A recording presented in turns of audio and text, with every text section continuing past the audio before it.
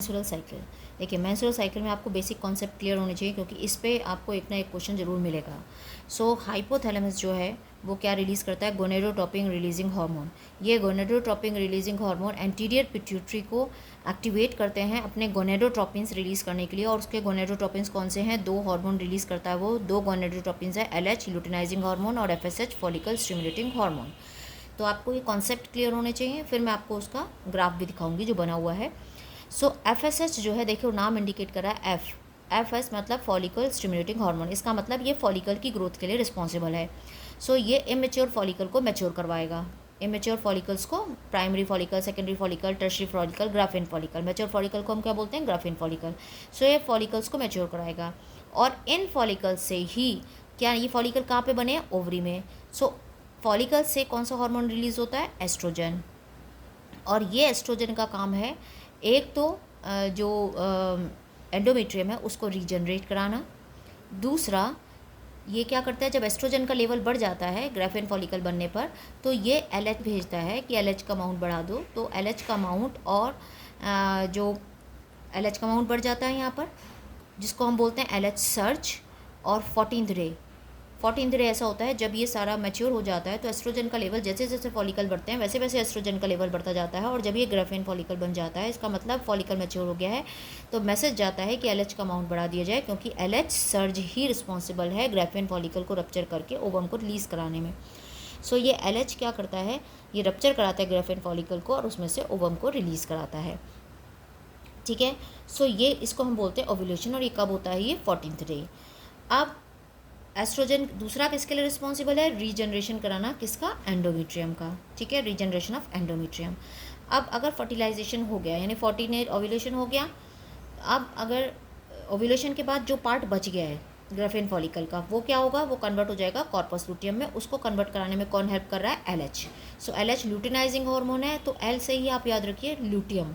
So L for यहाँ पर luteum, L को रिलेट कर लीजिए। तो LH किसके लिए रिस्पॉन्सिबल है, फॉर्मेशन ऑफ कॉर्पस लुटियम, किससे, ग्राफिन फॉलिकल से। सो अब ये क्या रिलीज़ करेगा, प्रोजेस्ट्रॉन रिलीज़ करेगा। सो कॉर्पस लुटियम किसका पार्ट था, ग्राफिन फॉलिकल का। तो कुछ अमाउंट में एस्ट्रोजन और ये ज़्यादा अमाउंट में प्रोजेस्ट्रॉन रिलीज़ करेगा, जो मेंटेन कराता है एंडोमेट्रियम को। अगर फर्टिलाइजेशन हो गया है तो एंडोमेट्रियम मेंटेन रहेगी, प्रोजेस्ट्रॉन का लेवल बढ़ जाएगा और एंडोमेट्रियम को मेंटेन करके रखेगा। पर जब अगर फर्टिलाइजेशन नहीं हुआ है, सो क्या होगा, एंडोमेट्रियम डीजनरेट करेगा। और जैसे ही एंडोमेट्रियम क्यों डीजनरेट करेगा, क्योंकि कॉर्पस लुटियम प्रोजेस्ट्रॉन को रिलीज़ करना, कॉर्पस लुटियम डीजनरेट करेगा। जैसे ही कॉर्पस लुटियम डीजनरेट करेगा, प्रोजेस्ट्रॉन का लेवल बंद हो जाएगा। और प्रोजेस्ट्रॉन का लेवल बंद होते ही एंडोमेट्रियम डीजनरेट कर जाती है। ठीक है। So absence of fertilization, corpus luteum degenerate and disintegration of the endometrium. जब प्रोजेस्ट्रॉन नहीं आएगा, एंडोमेट्रियम को मेंटेन नहीं करके रख पाएगा, वो डिसइंटीग्रेट हो जाएगी, तो मेंस्ट्रुएशन स्टार्ट हो जाएगा, तो साइकिल स्टार्ट हो जाएगी वापस से। So during pregnancy all events of menstruation cycle stop हो जाते हैं, कोई मेंस्ट्रुएशन नहीं होता है। सो अब जब डिसइंटीग्रेट हो गई तो वापस से साइकिल कंटिन्यू करेगी और मेंस्ट्रुएशन स्टार्ट हो जाएगा। ये कॉन्सेप्ट मुझे लगता है यहाँ पर आपको क्लियर हो गया होगा। ये क्वेश्चन लास्ट ईयर भी आया था कि मेंस्ट्रुएशन सीजर्स अराउंड कौन से टाइम पर बंद होता है, जिसको हम मेनोपॉज बोलते हैं। तो 50 ईयर्स ऑफ एज पे बंद हो जाता है मेनोपॉज, जिसको हम बोलते हैं। स्टार्टिंग ऑफ मेंस्ट्रुएशन को मेनार्की बोलते हैं। सो आप इसको लर्न कर सकते हैं इस ट्रिक से कि कौन सी इवेंट कब आता है मेंस्ट्रुएशन साइकिल का, एम फॉल से, M fall.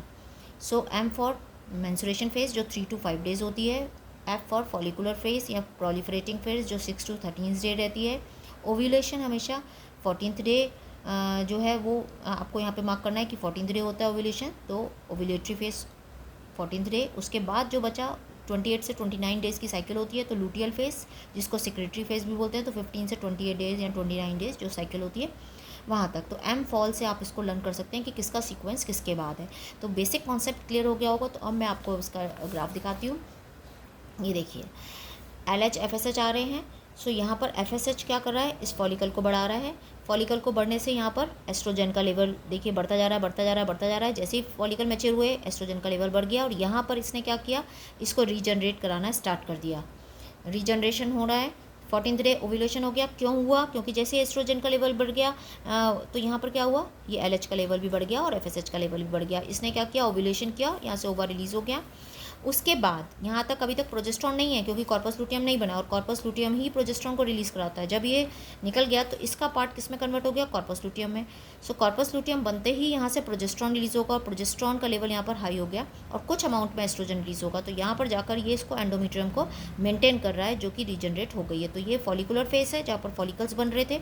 14th day ovulatory face है। उसके बाद यहाँ से 15 से लेकर 28-29 डे की हमारी लुटियल फेस या सेक्रेटरी फेस है। तो ये इसको मेंटेन करके रखेगा, पर जैसे ही फर्टिलाइजेशन नहीं होता, ये देखिए डीजनरेट कर रहा है, और डीजनरेट होते ही प्रोजेस्ट्रॉन का लेवल जो है वो कम हो गया। कम होते ही वापस से साइकिल स्टार्ट हो गई, यानी मेंसुरेशन स्टार्ट हो गया, जो 3 to 5 डेज़ का होता है। तो मेंसुरेशन, फिर फॉलिकुलर फेस, फिर ओव्यूलेटरी फेस, लुटियल फेस। तो यहाँ से कॉन्सेप्ट हो जाएंगे, या तो आपको डेज के हिसाब से दिया जाएगा। ये यूट्राइन इवेंट है, आपको ध्यान रखना है कि यूट्रस के अंदर क्या हो रहा है, एंडोमेट्रियम की फॉर्मेशन हो रही है। तो एंडोमेट्रियम के बारे में पूछा जाएगा, तो आपको यूट्राइन इवेंट्स में एंडोमेट्रियम के बारे में बताना है। ओवेरियन हार्मोन के बारे में पूछा जाएगा, तो एस्ट्रोजन और प्रोजेस्ट्रॉन बताना है, क्योंकि ये फॉलिकल से बन रहे थे, फॉलिकल से ही एस्ट्रोजन रिलीज हो रहा था। और जब ये कॉर्पस लुटियम बना है तो ये भी फॉलिकल से बना है, तो प्रोजेस्ट्रॉन भी इससे आ रहा था। तो ये ओवेरियन हार्मोन है। ओवेरियन इवेंट क्या हो रहा था, ओवरी के अंदर क्या बन रहे थे, फॉलिकल्स बन रहा था, कॉर्पस लुटियम बन रहा था, तो ये ओवेरियन इवेंट्स हैं। पिट्यूटरी हार्मोन कौन से हैं, FSH एंड LH। तो आपको डेज याद रखने हैं। उसके बाद ovarian events, ovarian hormones, ovarian events, ये यूट्राइन इवेंट है, ovarian hormones, ovarian events and pituitary hormone. तो इन पर डेज के हिसाब से आपसे पूछा जा सकता है, और हार्मोन के लिए भी आपसे पूछा जा सकता है। तो मुझे लगता है कि यहाँ पर आपका बेसिक कॉन्सेप्ट क्लियर हो गया होगा। Thank you, thanks for watching.